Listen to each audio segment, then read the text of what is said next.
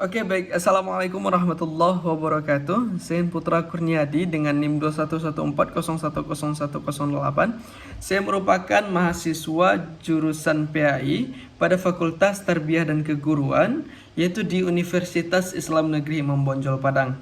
Baik, pada kali ini saya akan membahas mengenai tentang modul ajar pada mata pelajaran Akidah Akhlak, tentang kisah keteladanan sahabat Utsman bin Affan radhiyallahu anhu dan sahabat Ali bin Abi Thalib. Sebelum kita masuk kepada modul ajar yang telah saya bikin, bagi kawan-kawan dan peserta didik, jangan lupa subscribe, like, and share pada channel YouTube ini. Terima kasih. Oke, baik, mungkin langsung saja kita masuk mengenai tentang modul ajar yang telah saya bikin. Pada lampiran pertama, yaitu adanya namanya informasi umum. Nah, di informasi umum ini ada identitas modul, nama penyusun, saya sendiri Yan Putra Kurniadi, instansi MTSN 6 Padang, tahun pelajaran 2023 dan 2024, satuan pendidikan yaitu Madrasah Sanawiyah, elemen Akidah Akhlak kelas 7 fase D, alokasi waktu 2 jam pelajaran kali 45 menit. Nah, adapun target tentunya yaitu peserta didik reguler. Nah, model pembelajaran yang saya gunakan pada materi ini yaitu discovery learning. Nah, discovery learning ini yaitu model pembelajaran yang dapat memecahkan masalah yang akan bermanfaat bagi anak didik dalam menghadapi kehidupan di masa mendatang. Nah, adapun beberapa pendapat, seperti Rozana dan Harnanik mengemukakan bahwa model discovery learning ini adalah model pembelajaran yang mengedepankan pengembangan berpikir peserta didik dalam memecahkan suatu masalah dan juga menekankan pada kemampuan peserta didik dalam mencari ide-ide baru dalam kegiatan pembelajaran. Nah, jadi model pembelajaran discovery learning ini pada intinya adalah model pembelajaran yang menuntut siswa untuk dapat berpikir kritis dalam memecahkan masalah atau berperan aktif dalam kegiatan pembelajaran mandiri dalam mencari atau menemukan materi. Oke, ada beberapa langkah-langkah mengenai tentang model pembelajaran discovery learning ini. Nah, yang pertama yaitu pemberian rangsangan atau stimulus. Yang kedua, pernyataan atau identifikasi masalah. Nah, yang ketiga yaitu pengumpulan data. Yang keempat, pengolahan data. Nah, yang kelima, pembuktian. Nah, yang keenam, yang terakhir yaitu menarik kesimpulan atau generalisasi. Oke, metode pembelajaran. Nah, metode pembelajaran ini saya gunakan yang pertama yaitu diskusi, tanya jawab, dan latihan. Oke, baik. Profil pelajar Pancasila.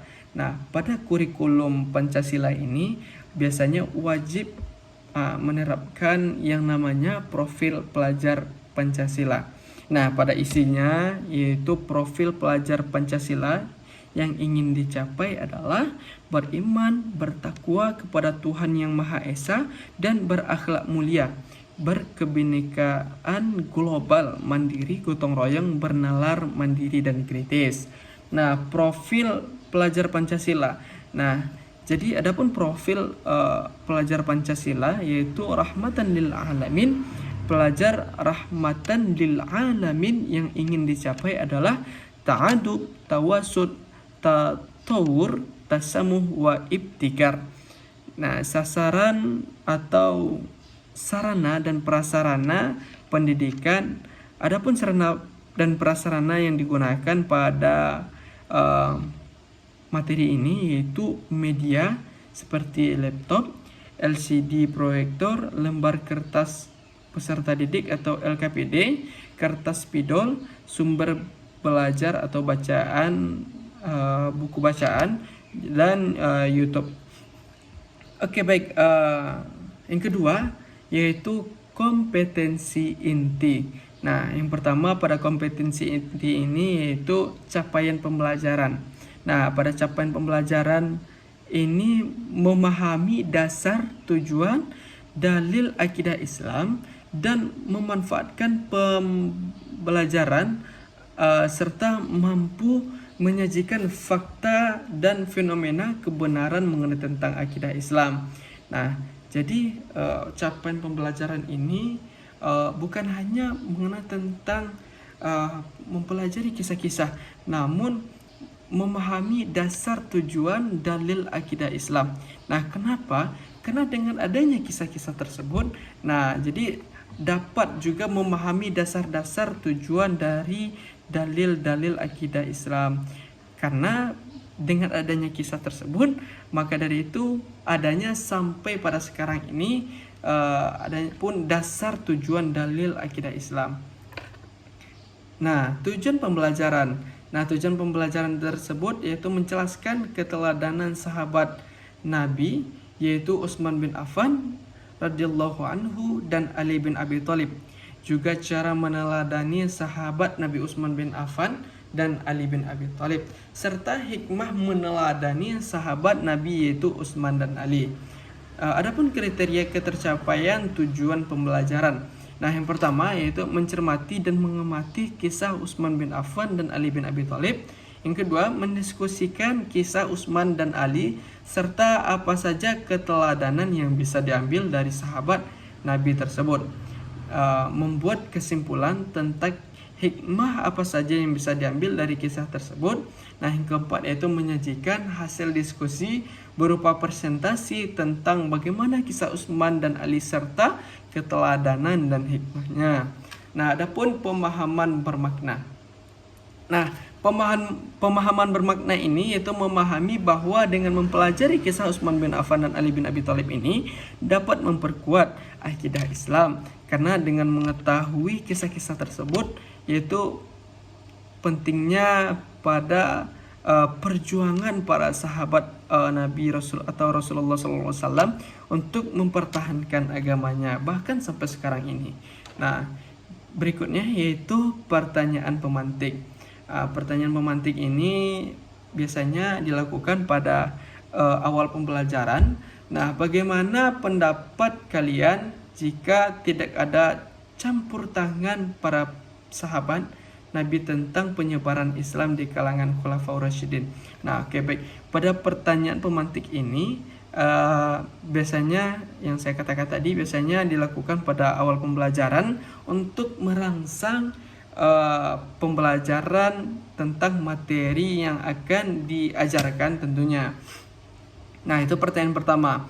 Bagaimana jika tidak ada campur tangan para sahabat mengenai tentang ajaran atau penyebaran agama Islam di kalangan Khulafaur Rasyidin? Nah, tentunya jika tidak ada campur tangan para sahabat, mungkin terputus sampai di sana saja agama Islam. Namun alhamdulillahnya ada beberapa sahabat atau Khulafaur Rasyidin, termasuk yang pertama Abu Bakar As-Siddiq, Umar bin Khattab, Utsman bin Affan, dan yang terakhir Ali bin Abi Thalib. Nah, jadi kita membahas mengenai tentang dua sahabat ini, Utsman bin Affan dan Ali bin Abi Thalib. Nah, berikutnya pertanyaan pemantik yang kedua yaitu bagaimana pendapat peserta didik jika Rasulullah SAW dan para sahabat masih hidup sampai sekarang. Nah, ini juga yaitu beberapa pertanyaan pemantik yang akan diluncurkan pada awal pembelajaran. Oke, baik. Persiapan pembelajaran. Nah, jadi ada beberapa persiapan bagi pendidik untuk mempersiapkan pembelajaran yang akan diajarkannya. Nah, ada beberapa, yaitu yang pertama, guru menyiapkan media pembelajaran. Nah, ada beberapa media yang telah kami sampaikan untuk sarana prasarananya, jadi otomatis akan kita gunakan. Nah, yang kedua yaitu guru menyiapkan video pembelajaran. Nah, ada tadi pada sarana prasarananya kita ambil dari video YouTube. Nah, ada yang ketiga yaitu guru menyusun LKPD atau lembar kerja peserta didik. Nah, yang keempat yaitu guru menyusun instrumen asesmen yang digunakan. Nah, adapun asesmen. Nah, asesmen yang pertama atau di awal, proses penilaian untuk mengetahui kemampuan dasar anak, mengetahui kondisi awal mereka sebelum merancang suatu pembelajaran. Nah, jadi pendidik harus mengetahui kemampuan dasar pada peserta didik. Nah, sebelum dilakukan pembelajaran. Nah, kondisi awal ini bermaksud mengetahui kekuatan dan kelemahan setiap peserta didik. Nah, yang kedua yaitu formatif. Nah, formatif ini adalah penilaian yang dilakukan saat proses pembelajaran berlangsung. Nah, bertujuan untuk memberikan informasi atau umpan balik bagi pendidik dan peserta didik untuk memperbaiki proses belajar. Nah, yang ketiga, sumatif. Nah, penilaian yang dilakukan pada akhir pembelajaran. Jenis asesmen ini yaitu penilaian sikap atau observasi, penilaian pengetahuan tes tulis, penilaian psikomotor, atau membuat media pembelajaran yang sederhana. Oke, baik. Yang ketiga yaitu kegiatan pembelajaran. Nah, adapun kegiatan pembelajaran. Nah, jadi kegiatan pembelajaran ini yaitu akan kita terapkan pada di dalam kelas pada saat kita mengajar. Nah, yaitu yang pertama kegiatannya pendahuluan. Nah, biasanya kegiatan pendahuluan ini yaitu kisaran 10 menit lah. Nah, jadi guru harus bisa yang pertama mengkondisikan kelas dalam melakukan presensi. Nah, pada biasanya kalau guru atau pendidik mengajar pada jam pertama, otomatis dia yang pertama memimpin doa dulu atau membaca doa. Nah, baru berikutnya guru mengkondisikan kelas dan melakukan presensi. Nah, yang kedua yaitu peserta didik berdoa bersama sebelum memulai pelajaran. Nah, jadi hal berikut ini bisa dilakukan baik itu pertama maupun kedua. Nah, berikutnya yaitu guru menanyakan kabar peserta didik serta memberikan semangat dalam belajar dan menyampaikan persepsi.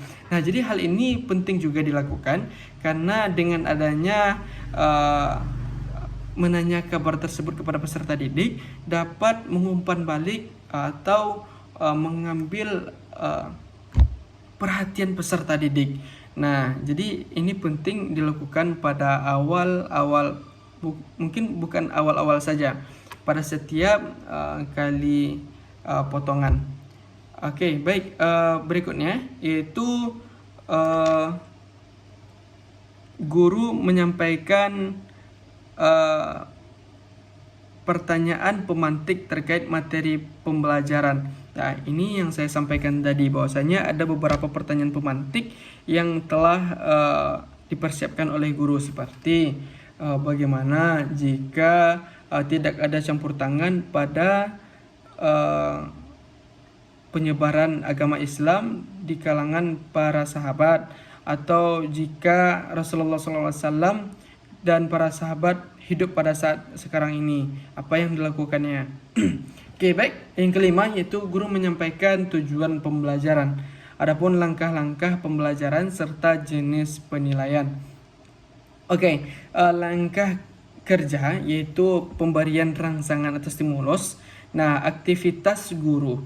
Nah, adapun aktivitas guru pada kali ini yaitu guru memulai kegiatan pembelajaran dapat mengajukan pertanyaan atau anjuran membaca buku dan aktivitas belajar lainnya yang mengarah pada persiapan pemecahan masalah.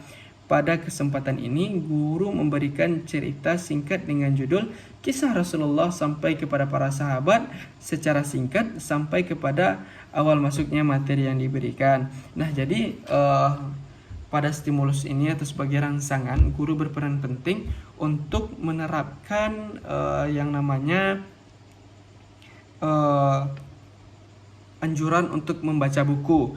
Nah, jadi anjuran membaca buku ini bukan hanya dilakukan para peserta didik pada awal pembelajaran, namun guru harus berpesan juga pada peserta didik untuk membaca pelajaran-pelajaran tentang materi yang akan diajarkan pada hari ini.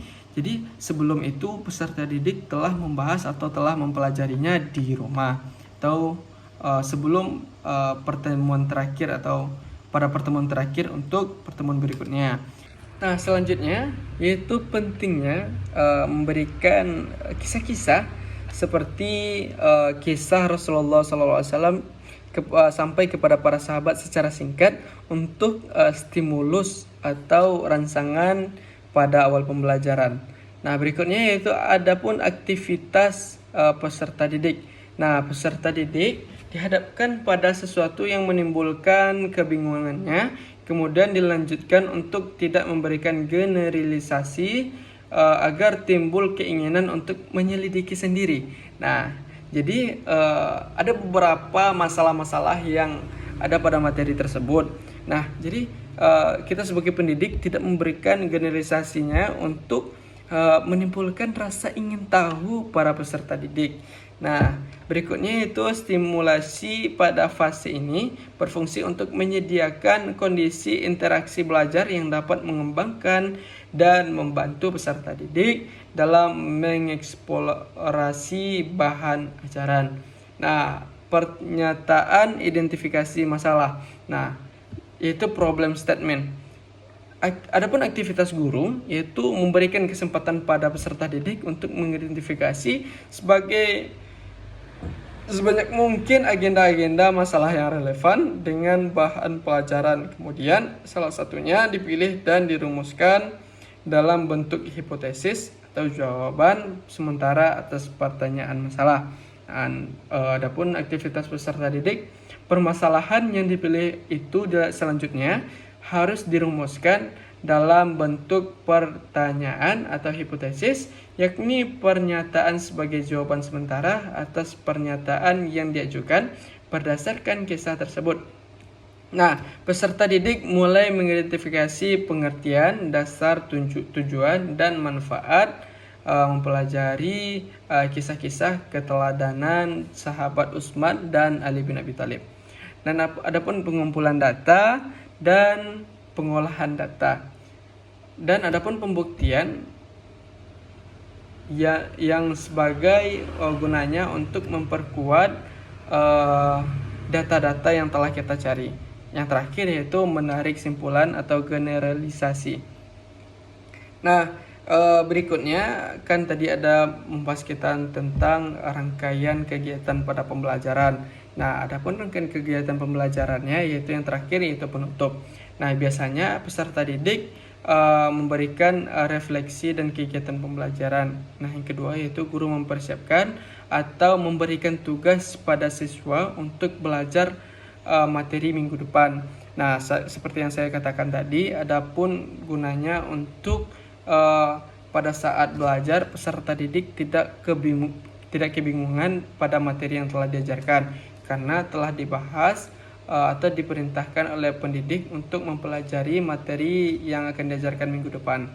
Nah, yang ketiga yaitu guru menutup pembelajaran dengan berdoa, membaca doa kafaratul majelis bersama-sama.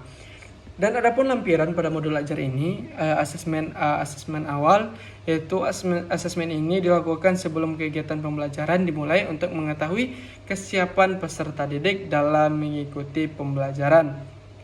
Nah, ada beberapa instrumen yang digunakan. Yang pertama, apakah Anda sudah tahu materi tentang memperkuat akidah Islam? Nah, salah satunya mempelajari kisah-kisah keteladanan para sahabat.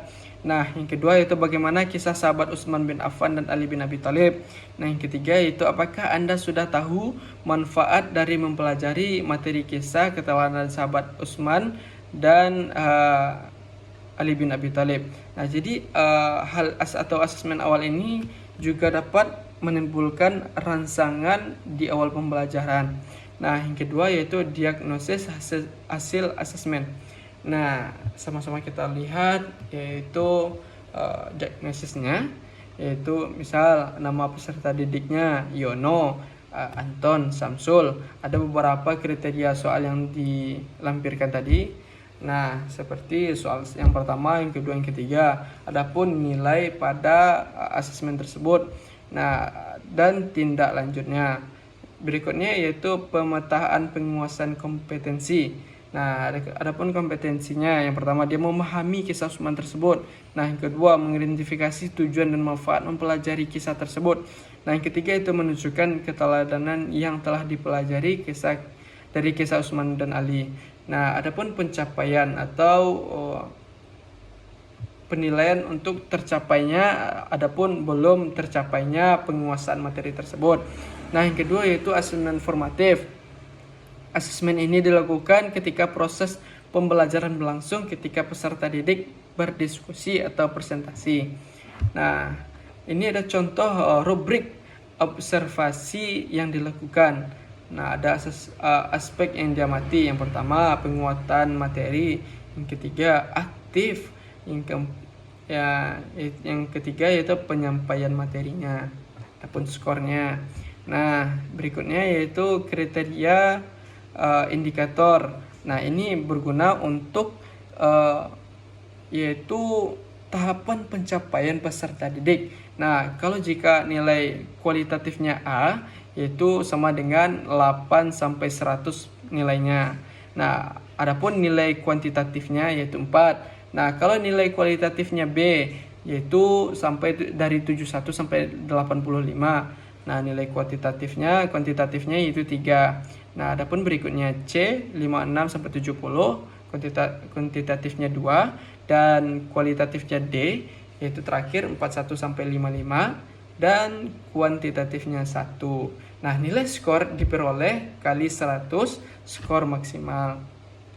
Nah, asesmen sumatifnya. Asesmen ini diperlukan atau diperoleh dari hasil lembar kerja peserta didik, baik dari tes tulis, dari tes proforma, sesuai dengan materi yang diajarkan. Nah, jadi asesmen sumatif ini diperoleh dari LKPD yang telah diterapkan atau diluncurkan atau diberikan. Nah, adapun tes tulisnya ada beberapa pertanyaan. Seperti jelaskan kisah Usman bin Affan dan sampai berikutnya. Berikutnya yaitu pengayaan remedial. Nah, jadi pengayaan remedial ini digunakan jika peserta didik tidak tuntas pada pembelajaran atau LKPD yang telah diberikan. Nah, berikutnya yaitu refleksi guru. Pertanyaan yang bisa digunakan guru dalam merefleksi pembelajaran di kelas. Nah, apakah semua siswa terlibat aktif dalam pembelajaran di kelas? Nah, jadi biasanya refleksi guru ini juga bisa dilakukan seperti evaluasi pada guru tersebut. Nah, jika pertanyaan ini seperti apakah semua siswa terlibat aktif dalam pembelajaran di kelas? Jika tidak, guru harap mengganti model pembelajaran atau metode pembelajaran yang digunakan. Mungkin dengan adanya pada model pembelajaran tersebut, guru harus bisa juga membaca atau melihat kondisi tahap pemahaman peserta didik. Nah, jika tahap pemahaman peserta didiknya itu bisa dikatakan seperti lemah atau maupun kuat, jadi pendidik harus bisa memahami hal-hal tersebut. Karena apa? Karena itu akan terkait mengenai tentang terlibat aktif atau tidaknya peserta didik pada pembelajaran di kelas.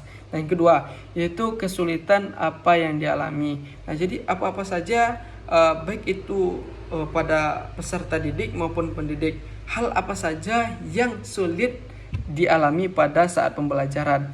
Yang ketiga, yaitu apa langkah yang diperlukan dilakukan untuk memperbaiki proses pembelajaran. Nah, ini yang namanya evaluasi tadi. Yang keempat, apakah kegiatan pembelajaran dapat menumbuhkan berpikir kreatif pada diri siswa. Nah, yang kelima, apakah kegiatan pembelajaran ini dapat membangun kesadaran siswa tentang pentingnya penyiapan bekal untuk masa depannya. Nah, yang berikutnya yaitu refleksi peserta didik. Nah, refleksi guru maupun sekarang ini yaitu refleksi peserta didik. Nah, sampai manakah menurut peserta didik atau menurut Anda yaitu paling sulit dari pelajaran ini atau mata pelajaran ini maupun materi ini? Nah, jadi siswa ini juga harus harus merefleksi dirinya guna untuk mengukur sampai mana saja keterbatasannya dalam memahami materi tersebut. Nah, jadi jikalau dia dapat merefleksi diri tersebut, nah jadi dia bisa mencari celah-celah mana saja yang dapat atau yang kurang saya pahami dari materi ini. Nah, berikutnya yaitu apakah pembelajaran hari ini menyenangkan? Nah, jadi ini berkaitan tentang metode maupun model yang diterapkan oleh para pendidik tadi maupun guru tadi. Nah, berikutnya bagaimanakah yang menurut Anda hal jika materi yang digunakan ini menyenangkan? Nah, jadi hal tersebut perlu dipertanyakan. Karena apa? Karena kita lihat bahwasannya peserta didik ini pasti menggunakan hal-hal yang mereka senangi untuk belajar, atau ketika belajar dia juga mencari hal-hal supaya dia senang untuk belajar gitu kan. Nah, yang kedua yaitu guru bisa mengambil referensi-referensi yang ada dari ceramah atau perkataan dari seseorang, atau seperti orang ilmuwan lah gitu kan, untuk mempelajari kisah-kisah keteladanan Utsman dan Ali tersebut. Nah, jikalau kita tidak memahami materi yang akan disampaikan atau kurang referensinya, jadi ketika peserta didik menanya kepada pendidik atau guru tersebut, nah kita akan terhambat jika tidak bisa menjawab pertanyaan tersebut karena kurang referensi tadi. Nah, jadi pentingnya bagi pendidik atau guru untuk mencari referensi-referensi yang berkaitan mengenai tentang keteladanan sahabat Utsman bin Affan dan Ali bin Abi Thalib. Nah, jadi bukan hanya dari sekedar mengambil dari buku sekolah saja atau buku Kemenak, namun mencari referensi-referensi lain di sumber-sumber lain. Mungkin hanya itu saja teman-teman membahas mengenai tentang modul ajar yang saya sampaikan. Untuk itu saya ucapkan terima kasih telah menonton sampai akhir, dan saya ucapkan terima kasih sebanyak-banyaknya. Jangan lupa like, share, subscribe pada channel YouTube ini. Terima kasih. Wassalamualaikum warahmatullahi wabarakatuh.